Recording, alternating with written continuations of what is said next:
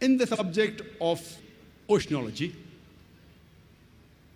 there's a verse in the Qur'an, in Surah Furqan, chapter number 25, verse number 53, which says that it is Allah subhanahu wa ta'ala who has let free two bodies of flowing water, one sweet and palatable, and the other salty and bitter. Though they meet, they do not mix. There is a barrier which is forbidden to be trespassed. The same message is repeated in Surah Rahman, chapter number 55, verse number 19. Marajal Bahrain yaltaqiyan, that we have let free two bodies of flowing water.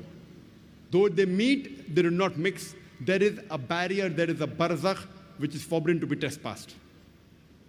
When the commentators of the Quran, when they try to understand this verse, all of us know very well, and we knew it earlier also, that there are two types of water, sweet and salty. But they could not understand the verse of the Quran which says that there are two types of water, sweet and salty. Though they meet, they do not mix. There is a barrier which is forbidden to be trespassed. There is a barzakh. The mufassireens, the commentator, could not understand what did it mean.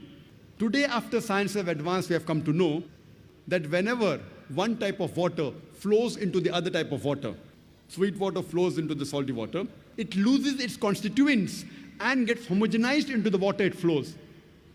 This transitional homogenizing area, according to the Quran, is called as the barzakh.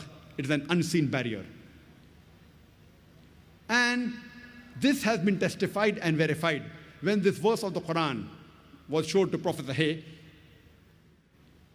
who is a very famous marine scientist and a professor in oceanology in the University of Colorado in USA. And he said that what the Quran mentions 1400 years ago has been testified by science recently. And this phenomena can be seen even with the naked eye at the Cape Point, the southernmost tip of Cape Town in South Africa,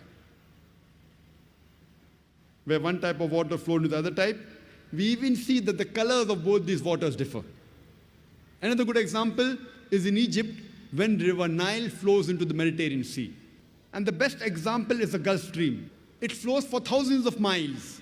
It starts from the Gulf of Mexico and goes to the east side of North America, travels upwards, then goes eastwards and travels to the west coast of Europe. It flows for thousands of miles, but yet the two waters are distinct.